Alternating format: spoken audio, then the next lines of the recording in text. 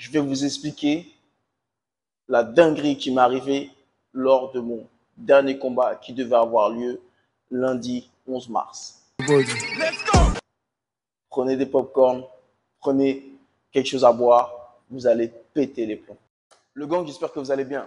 Bienvenue dans cette nouvelle vidéo. Dans cette nouvelle vidéo, je vais vous raconter la dinguerie qui m'est arrivée durant cette dernière semaine. Mon deuxième combat professionnel qui devait avoir lieu ici même à Dubaï et qui a malheureusement pas eu lieu dû à la dinguerie que mon adversaire m'a faite. 3 dingueries que mon adversaire m'a faites. Ceux et celles qui ne me connaissent pas encore, je suis aussi de la chaîne XS Boxing. Sur ma chaîne, je vous partage tout mon univers qui est la boxe, des sparring, mes préparations, des tutos, des conseils, des interviews, des podcasts. Vraiment, j'enveloppe et j'englobe vraiment tout l'univers de la boxe. Donc, je vous invite à vous abonner si ce n'est pas encore fait. Faites-le maintenant pour ne pas oublier à la fin de la vidéo et de me laisser un commentaire ou de venir me suivre sur mes différents réseaux. J'ai le même nom partout, Snap, Insta, Facebook, partout vous pouvez me trouver sur le même nom, XS Boxing. Donc, je vous commence l'histoire, la dinguerie qui m'est arrivée.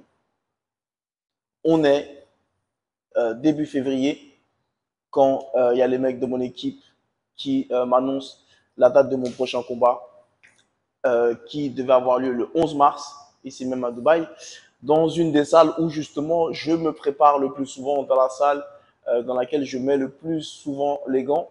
Donc je suis content du coup de faire partie de leur événement et que ça se passe là-bas parce que voilà, j'ai déjà mes repères, je suis déjà à l'aise et voilà, donc je sais que ça peut être un combat qui peut que bien se passer. En tout cas, beaucoup de paramètres sont réunis pour que je sois dans les meilleures des conditions.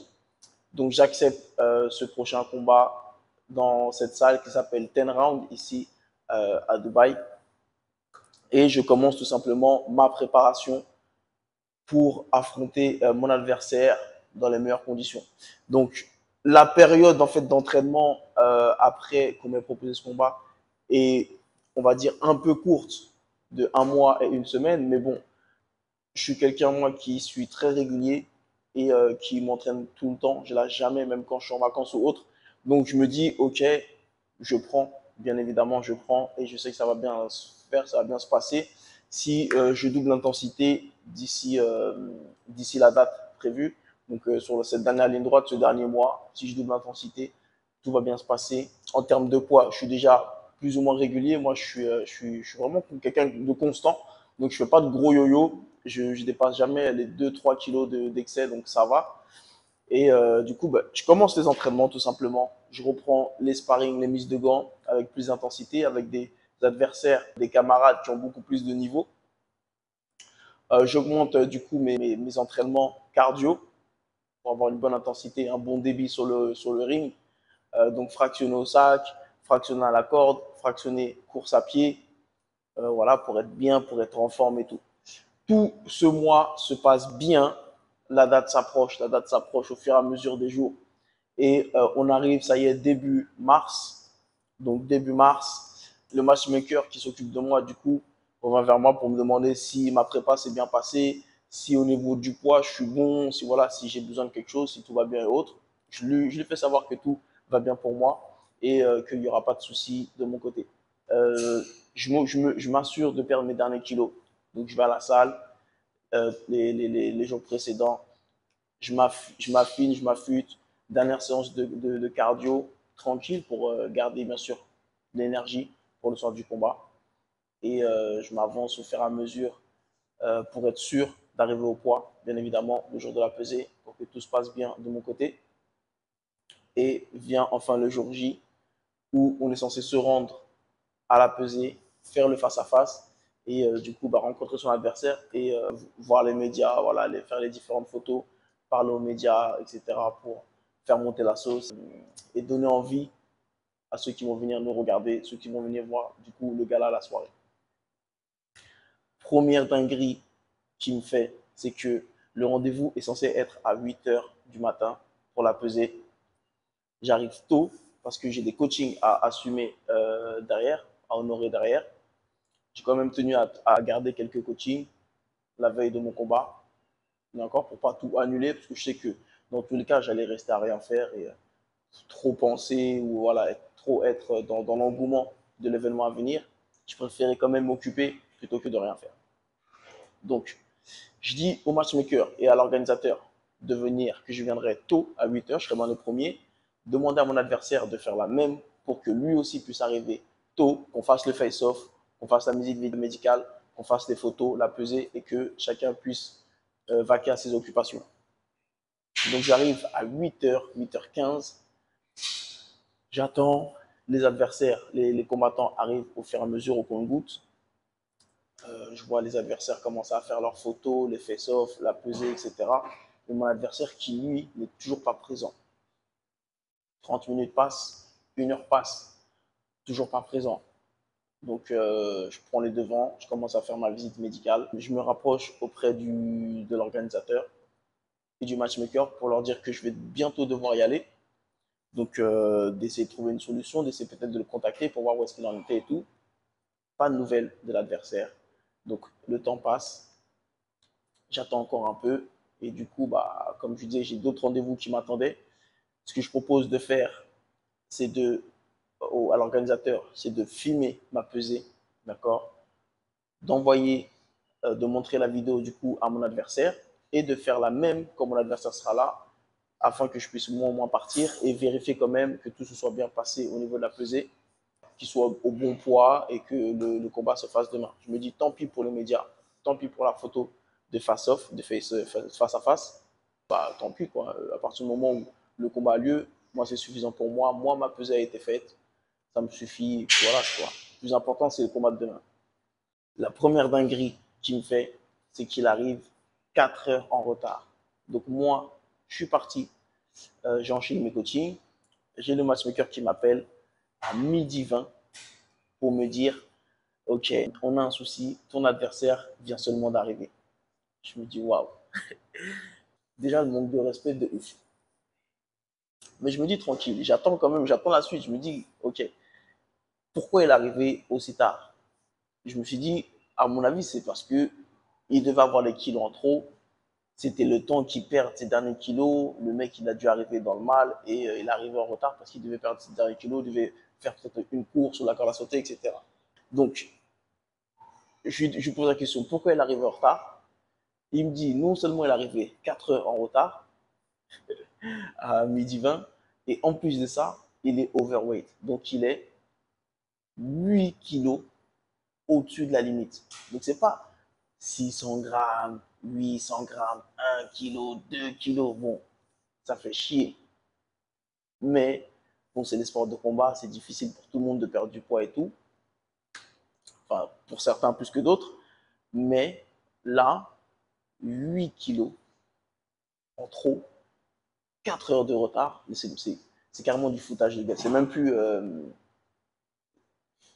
C'est même pas pro, c'est même pas besoin de le dire. Mais c'est carrément du foutage de gueule. Donc il respecte ni son adversaire, moi, ni l'organisateur, ni le matchmaker, ni même la boxe. Parce qu'il faut savoir que c'est déjà un boxeur pro, c'est quelqu'un qui a un combat pro, une défaite, donc il connaît déjà ce monde-là, il connaît déjà les règles de la boxe, comment ça se passe, et ce qu'il faut faire et ce qu'il ne faut pas faire. Donc il arrive non seulement 4 heures en retard, mais 8 kilos en trop sur la balance. Donc c'est plus qu'irrespectable, c'est un manque de respect incroyable. Ce qui se passe à partir de là, c'est que le comité, bien évidemment, le disqualifie et annonce que le combat n'aura pas lieu dû à ce surpoids.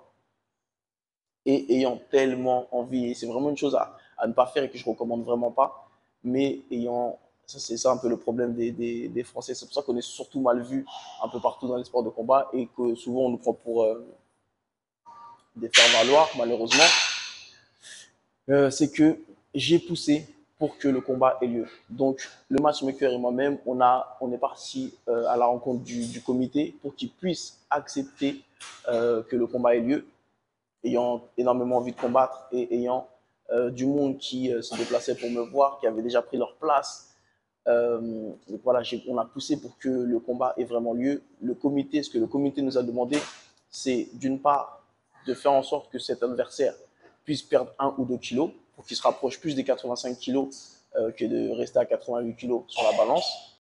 Et, et d'une autre part, du coup, il le laissait jusqu'à la fin de la journée pour ça. Et d'une autre part, que je signe une décharge, d'accord, pour que eux se déchargent du fait que je veuille accepter le combat avec quelqu'un qui soit en surpoids au cas où quelque chose m'arrive. Chose qui est totalement légitime et compréhensible.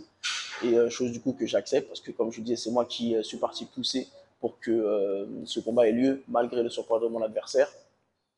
Et du coup, malgré ce manque de respect, et je voulais vraiment, voilà, d'une, le punir, lui faire comprendre que c'était respectueux et que, parce qu'avec un mois de notice, comment tu peux pas avoir, perdre, enfin, ton surpoids, comment tu peux pas faire le nécessaire, comme je disais, si tu arrives avec 1, 2 kilos de trop, ça fait chier, mais bon, au moins tu as essayé, si tu pars de loin.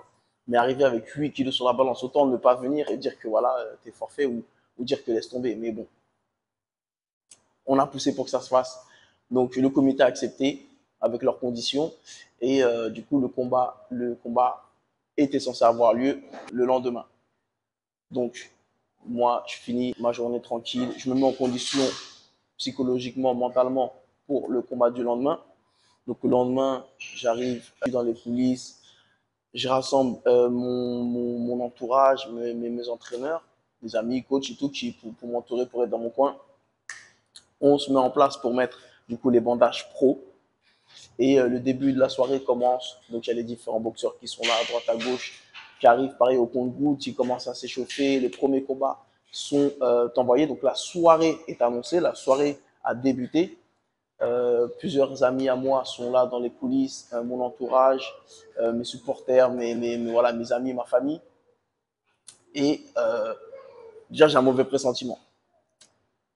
Et le temps passe. Malheureusement, cet adversaire, que je vais me retenir d'insulter parce que ça ne sert à rien, et ne se présente pas à la soirée, à l'événement, à la soirée où il est censé combattre, où on est censé combattre.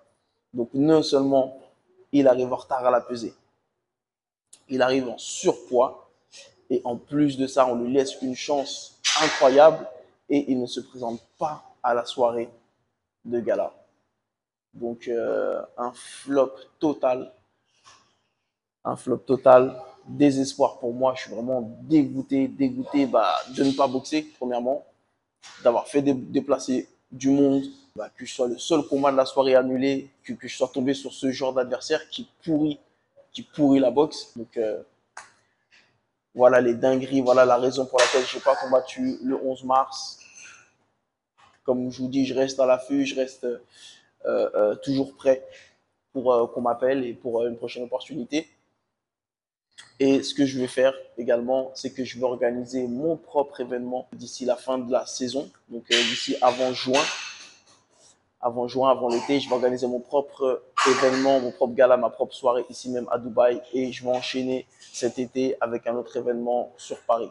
Donc vous aurez toutes les informations au fur et à mesure, je vous tiendrai au courant. Juste restez branchés pour ceux et celles qui aimeraient boxer à cet événement, que ce soit à Dubaï ou en France. Restez branchés, restez connectés. Tous mes réseaux sont les mêmes, même nom. Vous allez dans la barre de description, vous allez pouvoir les voir et parler avec moi là-bas si vous êtes intéressé. Et voilà, si vous êtes boxeur, amateur, même si c'est pour une exhibition, c'est vraiment ouvert à tout le monde, que vous soyez un homme, une femme, débutant, avancé, professionnel.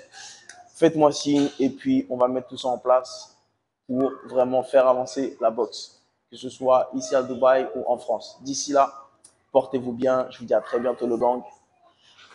Et,